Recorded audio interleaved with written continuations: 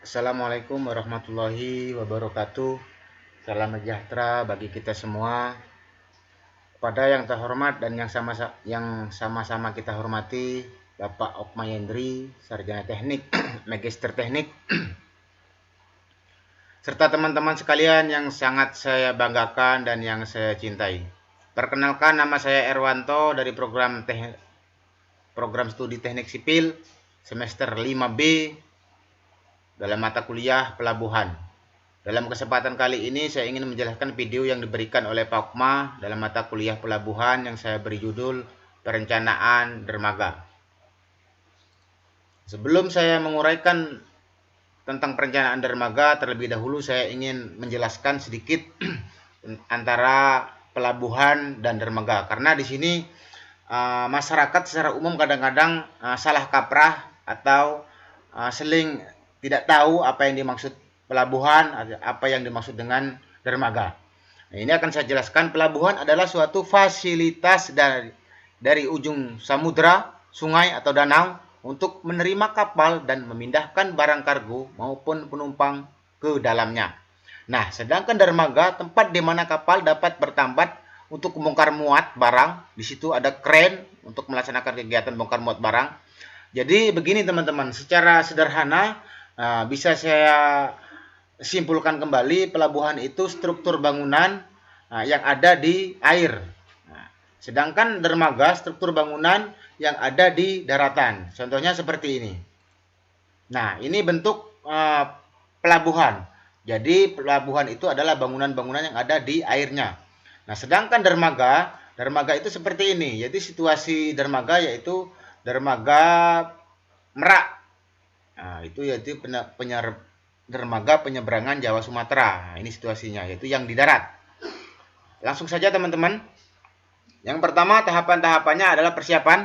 Tahapan persiapan merupakan rangkaian kegiatan sebelum memulai tahapan survei, pendahuluan, identifikasi dan inventarisasi, pengumpulan data dan pengolahannya. Dalam tahapan awal ini disusunlah hal-hal penting yang harus dilakukan dengan tujuan mengefektifkan waktu dan pekerjaan. Nah, persiapan ini banyak sekali tahapannya juga. Di sini ada survei yang pastinya. Dalam persiapan tadi meliputi yang pertama studi pustaka, yaitu untuk mendapatkan gambaran mengenai struktur dermaga. Biasanya studi pustaka ini didapat dari berbagai macam buku. Yang kedua, menentukan kebutuhan data yang akan digunakan. Nah, di sini mengumpulkan data, menentukan data apa yang akan digunakan dalam pembangunan dermaga. Yang ketiga, pendataan instansi yang dapat dijadikan narasumber. Di situ ada lembaga-lembaga yang berkaitan, yang bertujuan kita mendapatkan informasi penting untuk pembangunan dermaga. Yang terakhir yaitu yang keempat, melengkapi persyaratan administrasi untuk pencarian data. Nah, ini meliputi juga soal perizinan ya teman-teman ya.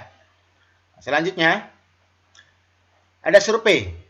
Survei pendahuluan. Jadi sebelum survei lanjutan, yang pertama ada survei pendahuluan, yaitu yang berisi peninjauan lokasi serta instansi yang terkait guna mengumpulkan dan mendapatkan data primer yang berupa foto-foto, dokumentasi lokasi yang ditinjau, dan wawancara langsung kepada sumber-sumber yang dianggap valid atau yang dianggap berkompeten di bidangnya masing-masing. Artinya harus ada survei awal untuk menentukan lokasi atau menentukan di mana dermaga akan dibangun. Dalam pengumpulan data ini beberapa metode. Yang pertama ada literatur, yaitu di sini berisi tentang pengolahan data baik yang tertulis atau pun yang ada di internet guna untuk menunjang perencanaan. Yang kedua, observasi, yaitu metode yang digunakan untuk mendapatkan data dengan cara melakukan internet atau kondisi sebenarnya di lingkungan sekitar lokasi. Yang ketiga, metodenya pengumpulan data ini adalah wawancara atau interview langsung kepada narasumber-narasumber. Terus selanjutnya tahapannya adalah perencanaan layout. Setelah didapatkan data yang cukup dan jelas serta sudah dianalisa, maka langkah selanjutnya adalah tahapan pembuatan perencanaan layout dermaga untuk pangkalan berupa peta, situasi, dan denah serta layoutnya seperti apa. Selanjutnya rencana bangunan. Tahapan selanjutnya adalah perencanaan bangunan, itu meliputi yang pertama pada perencanaan dermaga. Perencanaan meliputi perencanaan panjang, lebar, ukuran-ukuran yang jelas ya. Di situ ada vendor, blunder, fondasinya, pancangnya. Nah, itu sudah tahapan perencanaan. Yang kedua, perencanaan dermaga, bahan material yang digunakan. Jadi bangunan ini sudah menentukan material. Yang ketiga, gambaran konstruksi yang diperoleh dimensi. Nah, jadi konstruksi ini adalah berkaitan dengan desain. Jadi di situ harus kita gambar seperti apa dermaga yang akan kita bangun.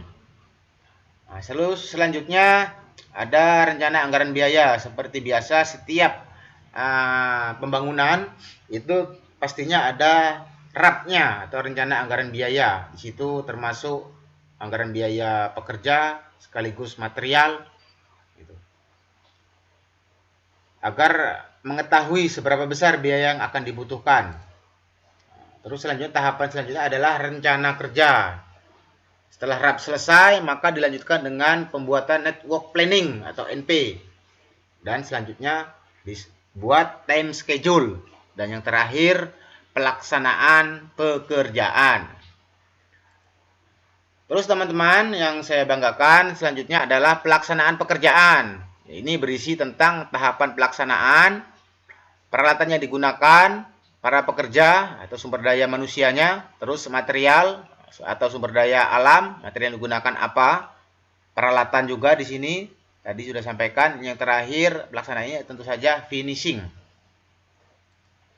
Nah, kesimpulan, dari keterangan-keterangan yang telah saya jelaskan di atas, maka akan saya tarik kesimpulan dalam perencanaan dermaga ini adalah yang pertama adalah kesimpulan, yang kedua pengumpulan data, yang ketiga kriteria desain atau gambar ini ya, yang selanjutnya yang keempat yaitu perencanaan layout, yang kelima struktur dermaga seperti apa strukturnya, yang keenam rencana anggaran biaya seperti apa, berapa besarnya yang akan kita butuhkan.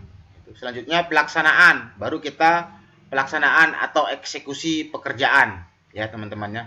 Yang terakhir setelah eksekusi pekerjaan tentu saja ada finishing. Nah, mungkin itu saja yang dapat saya sampaikan teman-teman. Apabila terdapat kekurangan, kesalahan, saya mohon maaf yang sebesar-besarnya. Saya berpesan khususnya kepada diri saya pribadi, juga kepada teman-temanku semuanya, untuk tetap bersemangat di bangku perkuliahan, tetap semangat mengerjakan tugas-tugas kuliah. Mudah-mudahan kita semua menjadi orang yang sukses ya untuk di masa depan.